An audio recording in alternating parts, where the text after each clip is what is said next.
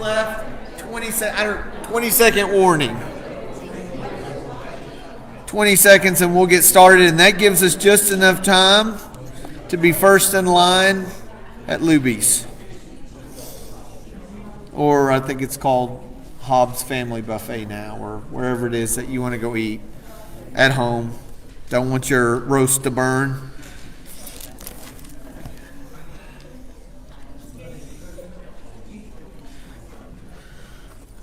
Okay, so for the most part, I think I did say earlier when we were talking about these 57 chapters that it's not all rules. Most of it's rules and laws, and a lot of it's specifications about the 10 and the ark and a lot of different stuff like that. But there is going to be one narrative that's really, really good, and it's how we're going to close out Exodus. The study of Exodus is looking at Exodus chapter 32. But before we get there, just a reference. We're gonna have Moses going up and down Mount Sinai several times. In fact, it's kind of difficult to figure out because sometimes it's almost like Exodus is written and they like cut scene. Like you have the people down at the foot of the mountain, the Israelites, and then you have all of a sudden there's bam. We have God is talking to Moses up on the mountain. And so sometimes it's kind of hard to figure out, okay, did Moses go back down the mountain? And in fact, if you look, scholars suggest that he may have gone up and down the mountain as much as 6 times. Up and down. We do know that he did go down at least once because that's where we're going to get in Exodus chapter 32. But we have Moses with the Israelites on near the mountain in Exodus chapter 20, and God is going to speak the 10 commandments to Moses and the people. He's going to say it so all can hear. And then Moses is going to travel up the mountain, in which we're going to get 12 chapters of God relaying more laws that he wants. And then we're also going to have these tablets that have been brought up by Moses. God is going to write the 10 commandments down on them, and then Moses is going to come down with them in a little bit. So just to give you an idea of what's going on. So we're going to have Exodus chapter 32, and this is something that you're probably familiar with. It's been referenced over and over again. If you grew up going to Bible class, you will have remembered this played out on the flannel graph. In fact, even if you never read Exodus, you could know about this story about the golden calf. Deuteronomy is going to talk about it. Nehemiah is going to talk about it. It's going to be referenced in Psalms. When you go to the New Testament, Stephen is going to talk about the golden calf. And even Paul in his writings is going to talk about the golden calf. So you could have never cracked open Exodus, and if somebody said the golden calf, you could be like, I know that story. But there's a few things in this story that maybe we've forgotten, or maybe something that we can glean, we can draw out from this. And so we're just going to go old-fashioned style. We're just going to start in Exodus chapter 32, verse 1. And we're going to start reading, because there is a little bit of confusion, and we're going to try to guess what exactly is going on. And really, what in the world is Aaron doing? I just want the answer to that question. Maybe we can at least discuss that this morning. So please, put your thinking caps on. As we read through this, try your best to stay focused, because I have lots of questions, and I honestly, genuinely want to know what you think about this, and what are you reading from this, and just pray that the Holy Spirit will enlighten us and help us as we look at this passage. Exodus chapter 32, starting in verse 1. When the people saw that Moses was so long in coming down from the mountain, they gathered around Aaron and said, "Come, make us gods who will go before us." Now I want to pause for just a second. How long has Moses been up there? Or how long is he going to be up there total? We look at other places, what? 40 days, okay? So 40 days he's going to be up there. And some scholars say, well, 40 is a good round number. It's figurative and it just means a really long time. But other places Deuteronomy specifically says 40 days and 40 nights, and so there's no reason to believe that that didn't happen. It also mentions elsewhere that he fasted while he was there. So this is a long time. Moses is going to come down much lighter. He's going to be half the man that he was when he comes back down again. He's been fasting, but he's up there at that time. Now, does anybody notice anything unusual or anything that would want you to ask a question in verse 1?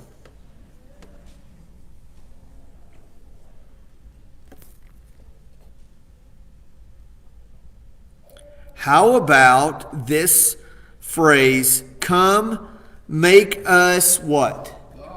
Okay, can we talk about that for a second? Does anybody have a notation in their Bible that says something different? Make a God. So we don't know if this is singular or plural. And I think this is a really important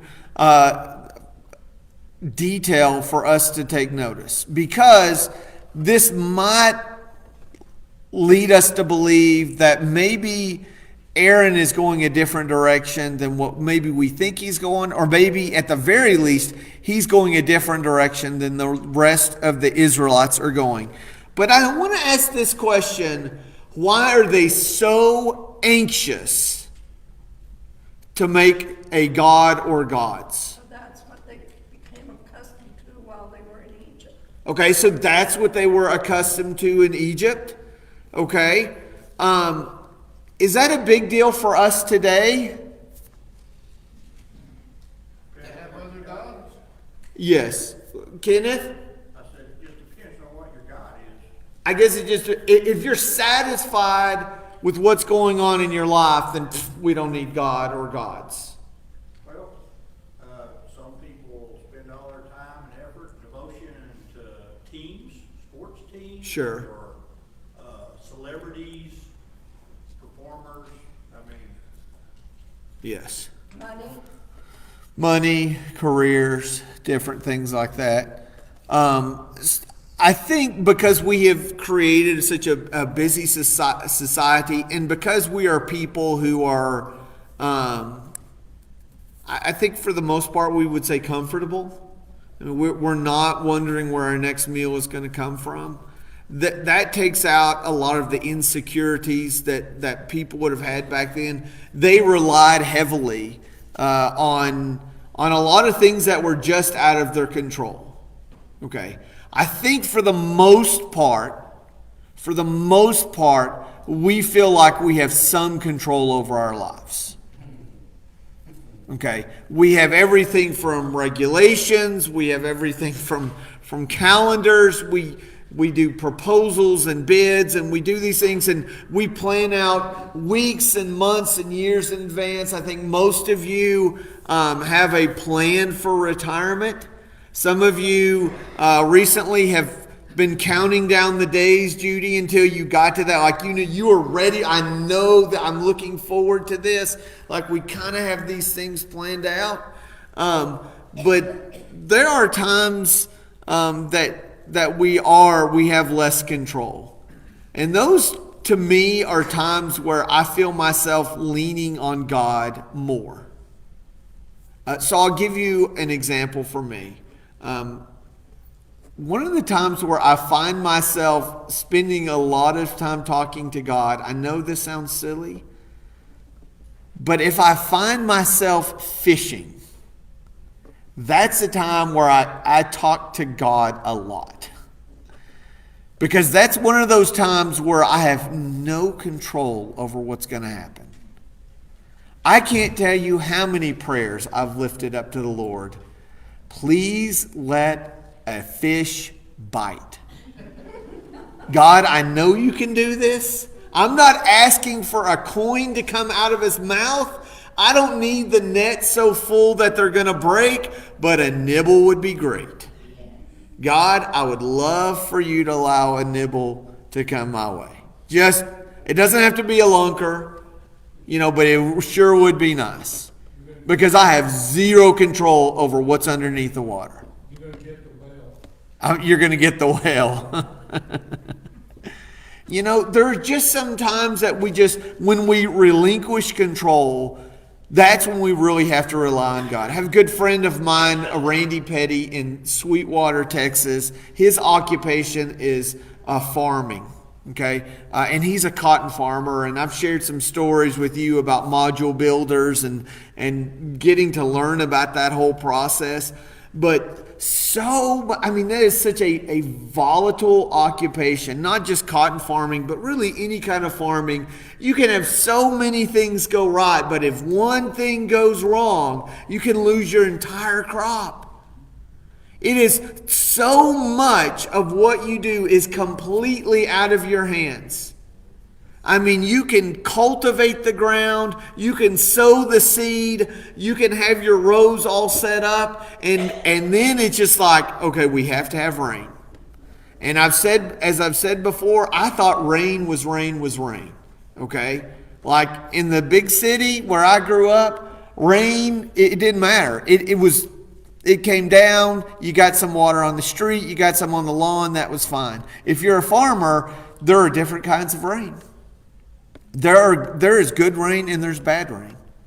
And that depends on how fast it's going to fall and when it's going to fall. There are times I can remember one time Randy came into church one morning. I said, it'd been dry, and I said, I'm praying for rain. He's like, no, don't pray for rain. I'm like, why not? And he's like, we've got to start harvesting, and if the cotton gets wet, then it doesn't work right. So no rain.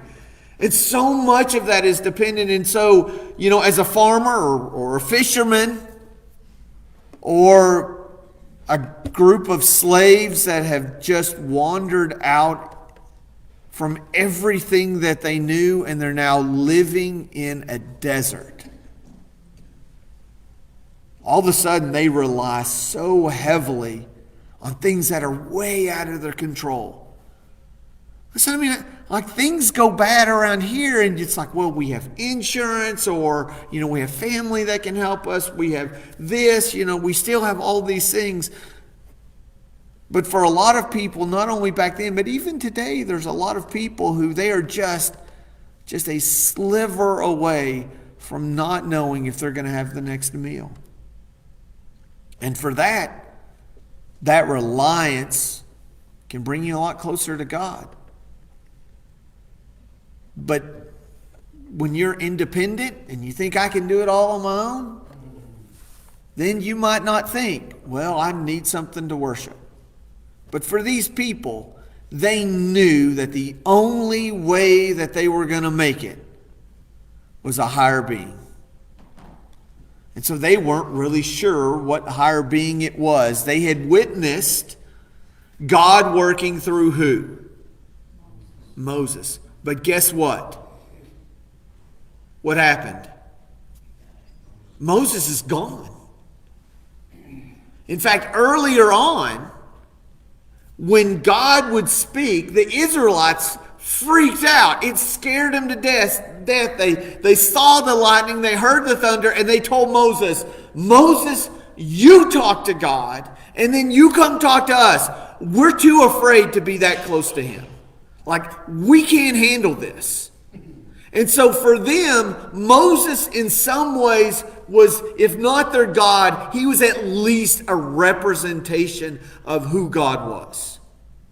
He was the one that would say, okay, this is what God says. So when he's gone, all of a sudden they say, we don't have a leader anymore. We don't have a God. What are we going to do? And so Aaron said, come, make us gods who will go before us. As for this fellow Moses who brought us out of Egypt, we don't know what has happened to him. So they come to Aaron and they go to him and they say, look, we need you to make some gods because Moses is gone. Now, what is a little surprising to me is verse 2. Aaron said to them, take off the gold earrings that your wives, your sons, and your daughters are wearing and bring them to me. So what's important about the earrings? They're gold. but they also have some spiritual significance. And this goes way back. In fact, in other places, there are going to be times when they're going to use gold, even when they use it for the Ark of the Covenant and for the building of the temple. They're going to take off their earrings, and those are going to be donated. One is because it's gold. And by the way, their earrings were not for women only. Men wore earrings. But they weren't just for decorations. They also were considered to be like these magical amulets, right? That would filter out the bad demons that could enter in through your ear hole. Okay, so these are a deeply religious people. And so don't laugh at them. We use masks today, right? But they had the earrings. Sorry, that was supposed to be funny. It wasn't. Too soon. So they had the gold earrings. And this is to protect us from anything coming in.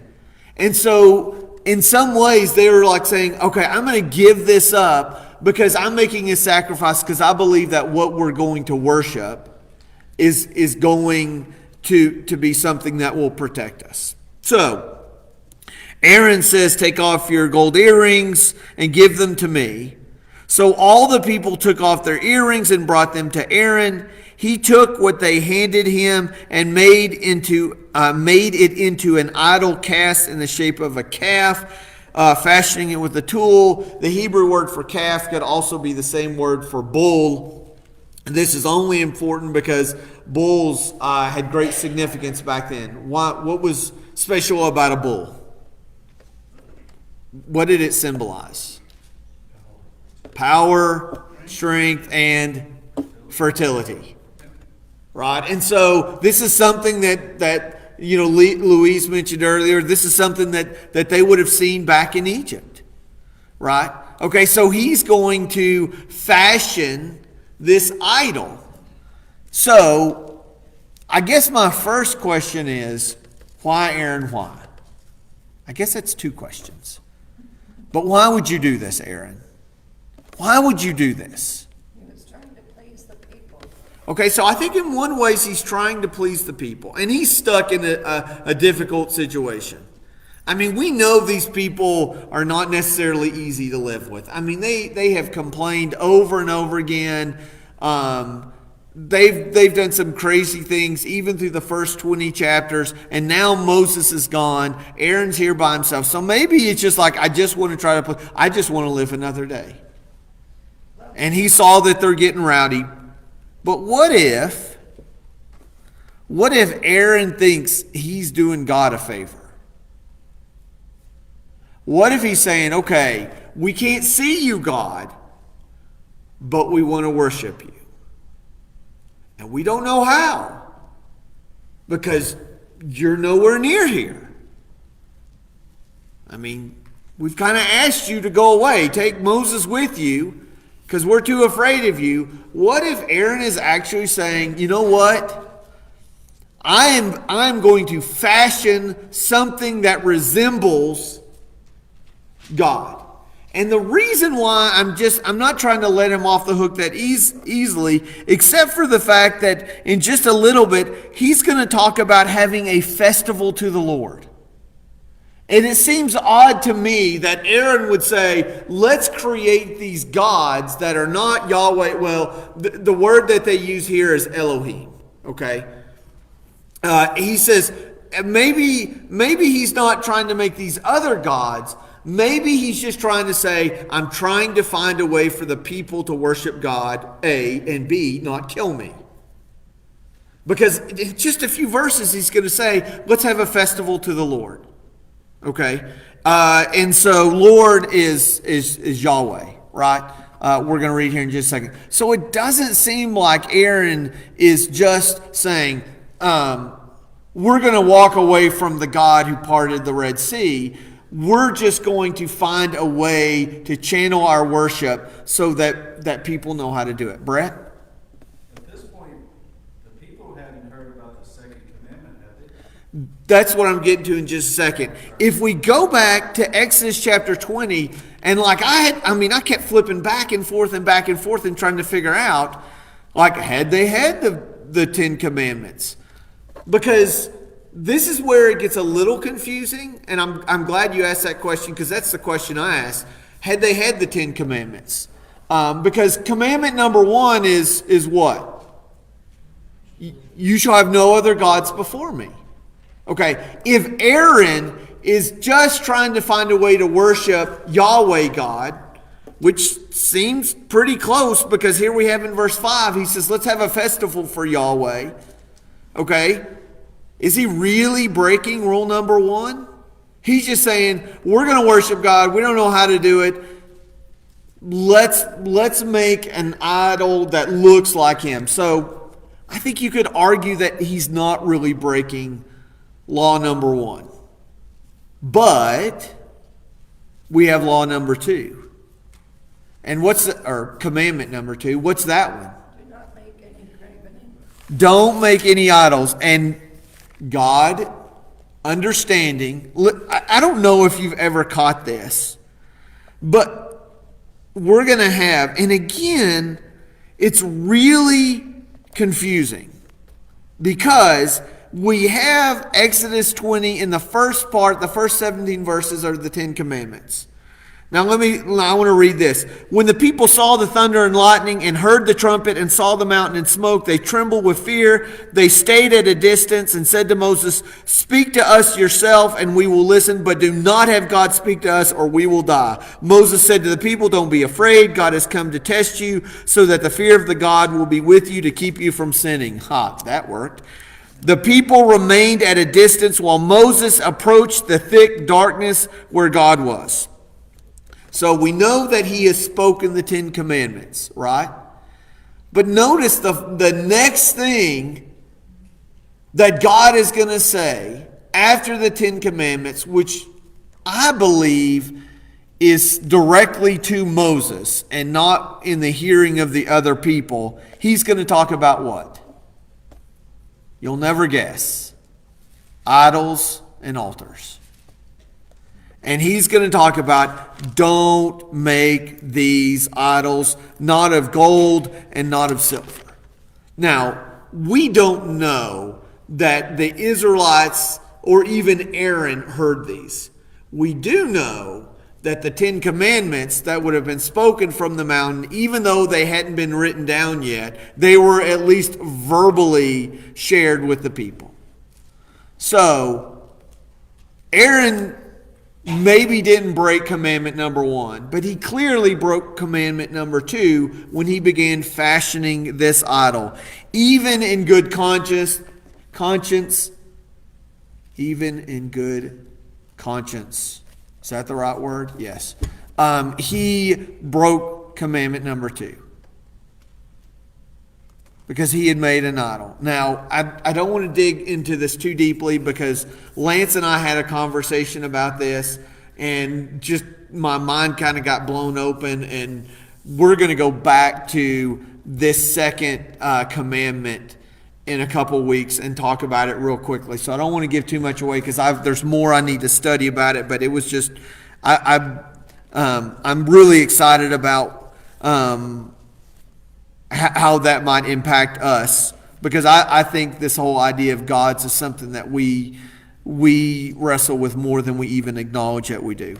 So Aaron is going to make this idol. He's going to fashion it into the shape of a calf or a bull, and he does it with a what? Does anybody know? It's not specific, but it's important to know. He fashioned it with a tool. For those of you who know this story, know that this is an important part, right? Because this is going to come back. And Aaron might be breaking another commandment in just a little bit. Okay, so he shaped it into the fashion of a calf. Then he said, these are the gods. Okay, Elohim, it could be this is the God, O Israel, who brought you out of Egypt. And this is why I think the plural and the singular is a really big deal. Because if it's plural, then we clearly have Aaron, who is not acknowledging that Yahweh God, the one and only God, the God of Israel, is the one who brought him out. If it's singular, he could be saying, hey, we don't really have God right here with us, so we're just going to bring something as close as we can, so at least you can worship Yahweh as you look at this calf. this Elohim. Then Aaron saw this. He built an altar in front of the calf and announced, tomorrow there will be a festival to the Lord. Anybody notice something special about the word Lord? It's capitalized. Okay? There are many different words that we have for Lord. This particular one, because it's capitalized, indicates that it is Yahweh God, not any other of the ones that. So he's saying we want to have a festival for God. So the next day the people rose early and they sacrificed burnt offerings and presented fellowship offerings. Afterward they sat down to eat and drink, and they got up to indulge in revelry. Does anybody have a different word for revelry? Pagan revelry. Pagan revelry? Mine says play. To play.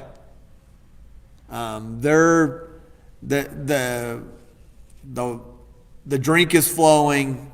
They're about to participate in things that are covered in the Ten Commandments of do nots. Then the Lord said to Moses, okay, so now we have switched scenes. Verses 1 through 6 is down. Now, meanwhile, up on the mountain, the Lord said to Moses, go down, because your people whom you brought out of Egypt have become corrupt. Okay, stop there. Does anybody catch that? What's that? The Lord says, whom you brought up. Yeah. If you're a parent, you've had this conversation before, right? And this conversation's gone back the other way. It has. And they are, depending on how they're doing, depends on who they actually belong to. There have been times that Jennifer's kids have done some really terrible things. And there are some times that my son scored the goal, right? You know, it's like we decide whether or not we want them to be closer or not. But God says to Moses, look, these your people. The one that and if I'm Moses, I'm like, well, who are you talking about? Like, I was just fine. I was 80 years old. I was living in the desert. I mean, it wasn't great, but it sure was better being with 2 million people complaining all the time. Now I'm up here, and now it's my fault, right? And so God is furious. Don't dismiss this. Don't try to explain it off. Don't just keep reading along. God is angry.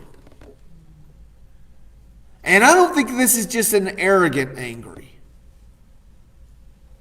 But God is furious, and he's so upset that he says, go down, because the people whom you brought up out of Egypt have become corrupt. They have been quick to turn away from what I commanded them and have made themselves an idol cast in the shape of a calf. They have bowed down to it and sacrificed to it and have said, these are your gods, O Israel, who brought you up out of Egypt. So God is furious. Now listen to this. I have seen these people, the Lord said to Moses, and they are stiff-necked. Now leave me alone so that my anger may burn against them, and that we've got to wipe this out. This cannot be in our Bible. So that I might destroy them.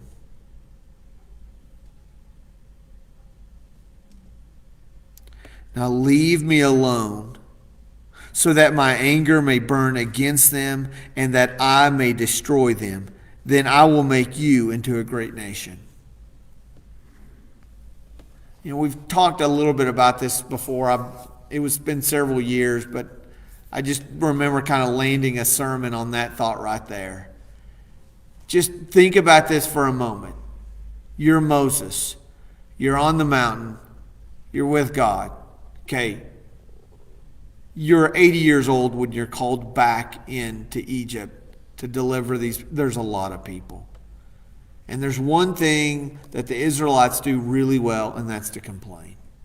And they grumble. Why'd you bring us out here to die? Why is there not enough food? Why is there enough water? Was there not enough graves in Egypt for us to be buried that you would have to bring us out in the desert? Like it's over and over and over and over again. I don't know about you, but logistically there are some issues with traveling with 2 million people. I get in a car with 5 people, and sometimes I just want to throw myself out of the window while it's still moving. Are we there yet? Can we stop for a restroom break? Where are the snacks? Dad, will you tell him to stop breathing my air? He's breathing my air. Tell him to get over on his line. And I just pull over. The Israelites, the stiff-necked people, they're here. I'm going to leave without them. And this is the golden opportunity for Moses. This is perfect. This is the way it should be. Right? Just God says, you know what? I'm done with them. Okay, so I want to be very careful how I say this.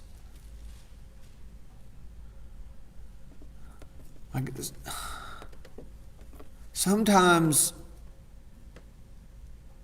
it's hard to worship with people who don't want to worship. Like I'm going to just bare my soul. Sometimes it's really difficult to think, what would happen? What would happen if our buildings were only filled with people who are 100% all in all the time? Can you just imagine how much different church would be and what it would look like? How many fewer arguments we would have about the color of the carpet, or whether or not we can have a Coke machine downstairs. You know, if people are all in all the time, we wouldn't have to be arguing about what type of singing we're going to do. It's like everybody's here and we're just so thankful to be here that we don't care, and we're going to love each other, and there will be no bickering and there will be no fighting, and none of that will happen. If we could just do that, you know how awesome that would be? You know what would happen? We'd have a bunch of really, really empty buildings. And before any of us, myself included, jumps up on our soapbox or a high horse and say, you know what, we could do so much better without Sister Jane. You know, we could move so much faster if this guy would stop trying to tell us that we need to sing old songs. If we could just sing new songs, if we can get rid of this guy, then we can start singing new songs. Right? I mean, just think of what would happen. I mean, as a coach, for those of you who've coached a team, if you could get rid of the ones who really didn't care, who goofed off, if you could have just the ones who says, I'm here, I want to practice, I want to do my best, we're going to work hard as a team, you think, man, that they can accomplish so much. Because when you get people in and are like, oh, we're just going to goof off, all of a sudden, like, it affects everybody. So Moses has got to be thinking, best deal ever. I can get rid of the whiners and the complainers. I can go much faster and much further without all of them. And for those of you who've sat in an auditorium and said, Lord, if you would just please send Sister Frances home early, just send her to the promised land so we can get moving along. I want you to listen to the heart of the most humble man who ever walked. But Moses sought the favor of the Lord his God. O Lord, he said, why should your anger burn against your people whom you brought out of Egypt with great power and a mighty hand? Why should the Egyptians say it was with evil intent that he brought them out to kill them in the mountains and to wipe them off the face of the earth? Turn from your fierce anger, relent, and do not bring disaster on your people. Remember your servants Abraham, Isaac, and Israel, to whom you swore by your own self. I will make your descendants as numerous as the stars in the sky, and I will give your descendants all this land I promised them, and it will be their inheritance forever. How bold and maybe even audacious is Moses. who says to the God of compassion, who heard the cry of his people, who found a way to bring them out, to go toe-to-toe with God and say, God, don't do it. Moses had nothing to gain, did he? Wouldn't he have been better off? He wouldn't have to share that land with anyone. He could go in there, God would give him a family, and he would be the one that everybody, yeah, it was Moses. You know how much easier it would be to cross? I mean, he'd go around Jericho, once a day, and then 7 times from the 7th day. It'd be perfect. It'd be easy. It would be like a stroll. He could do all of that. I mean, God's the one who gave him the land anyway. You don't see the Israelites going around thumping people. It's because of God. He could have just used Moses.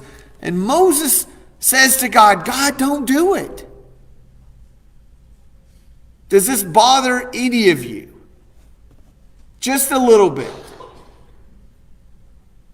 To think that God was so upset that in his fierce anger, he was going to destroy all those people.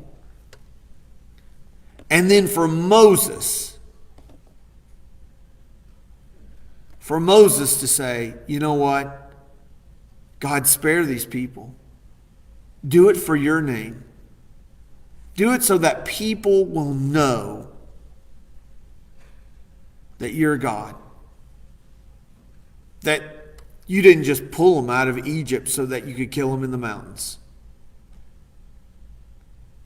And so I think about this a lot when I think about where I think Christians should be, and what do we do when we have people who aren't all the way in. As much as I would love to say that we have a church filled with people who are all in all the time, if that were the case, then I couldn't be here. And God doesn't kill them, and Moses doesn't kick them out. Instead, he does something that every Christian should do. He pleads for the people who whine and complain. And says, God, you can be glorified through them. And I have this underlined. And if I've heard this from D.A. once, I've heard it 100 times. Because he loves to talk about this.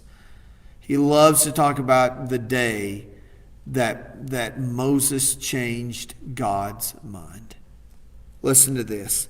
Then the Lord relented and did not bring on his people the disaster that he had threatened. Don't stop praying for one another. Don't give up on believing that God can be glorified when we find ourselves whining and complaining and arguing. Yes, at one point in your life, you could have been categorized as a stiff-necked person.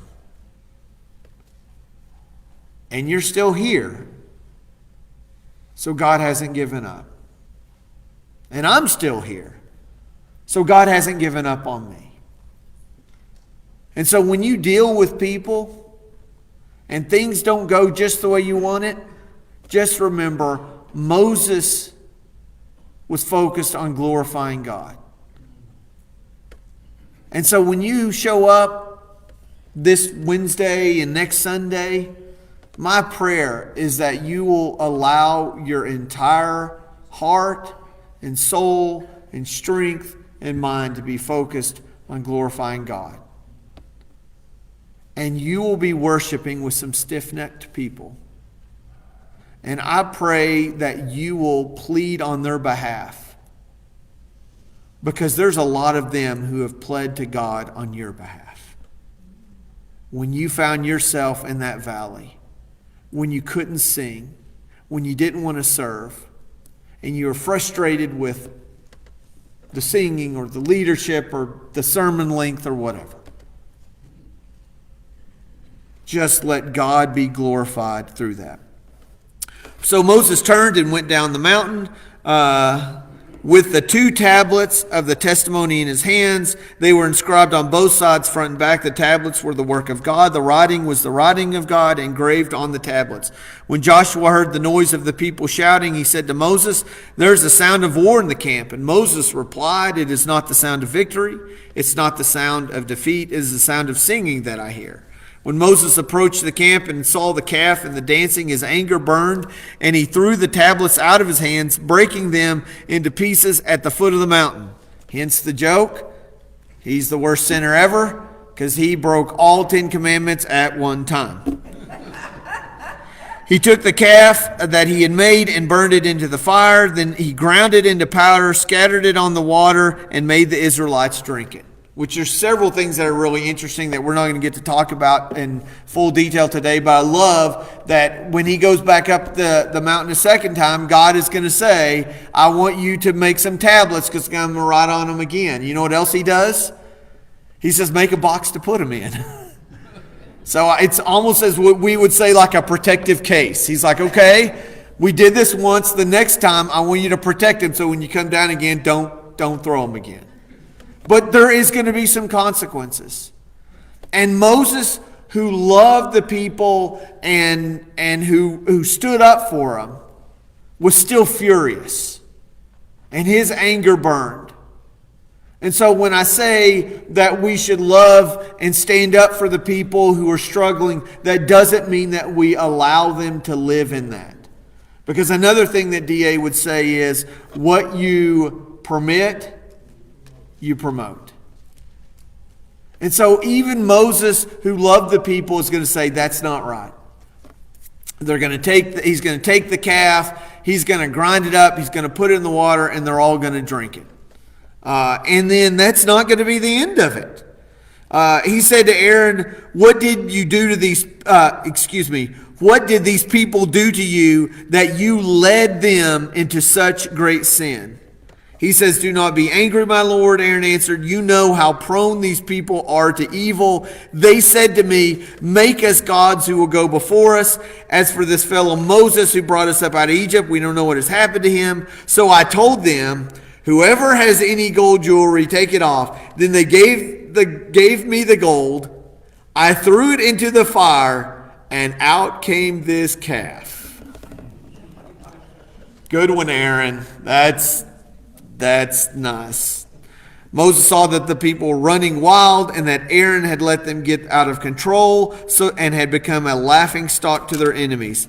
So he stood at the entrance of the camp and said, "Whoever is for the Lord, come to me." And the Levites rallied to him. And this is where it just gets crazy. The Levites are going to go through with swords through the camp, and they're going to start killing their own people. It says, each killing his brother and his friend and his neighbor. And God is not going to be displeased with this. The Levites did as Moses commanded, and that day about 3,000 of the people died. Then Moses said, "You have been set apart for the Lord today, for you were against your own sons and brothers, and he has blessed you this day." And this is not going to be the end of it. God has said, I'm going to punish these people. And so there's still going to be consequences for this. There's a lot of things that I really would like to talk about, and we honestly are out of time. I have 100 seconds left, but I just want to reiterate a couple of things.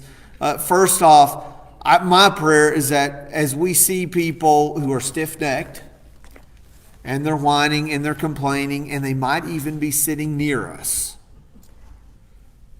let us be so focused on glorifying God that we will stand up and fight for these people. It's really what family does. It's what family does. And that's what you are to me, and I pray that's what I am to you. Is that as we all struggle through life and we go through our seasons of ups and downs, that we're not here to judge one another and we're not here to kick each other out, that we love each other. and that you plead to God for my behalf. And that you'll come and tell me, you know what, I don't think this is the way you need to be living. I think that's what family should do. I think Moses modeled this. And I think that's one of the great stories that we could learn from Mount Sinai. Even with the laws and the commands, let's remember we need to love and forgive one another and be willing to fight for each other. I think that's why, in my opinion, Taylor Street is doing so well post-pandemic. It's because we're still here to love one another. And my prayer is that we will continue to plead for each other. I want to close out in prayer, and we'll be dismissed for the morning. Father God, I thank you for the people in this room. And some of the people in here have found themselves at the foot of the mountain praising God. Others of them are struggling with making idols in which to worship. Others have found themselves struggling with any number of commandments that they've been unable to keep. But all of us, we need your grace and your mercy. And God, I just pray as a family, as a body who have been called to follow your Son Jesus, that we will show mercy and love to one another. And instead of looking around and dubbing one another stiff-necked people, may we find ourselves not on a soapbox pointing down, but instead on our knees, heads bowed, lifting up these people to you. Lord, I just want to lift up to everyone in this room and everyone who is watching. For those of our number who aren't here, Lord, I pray that you will help them. For those who have found themselves in a difficult place, whether it's sins of omission or commission, whether they're steeped in sin or just living in apathy, Lord, I just want to lift them up to you. And for the times that I find myself in that same place, Lord, I just pray that you will use the people around me, not only to pray for me, but also to confront me and to help me to be a person who just wants to glorify you. God, may I just be a person that wants to glorify you. May we all be people who want to glorify you. Please lead us each day that we may serve you and glorify your name. It's in Jesus' name that I pray. Amen. Thank you for being here. You're dismissed.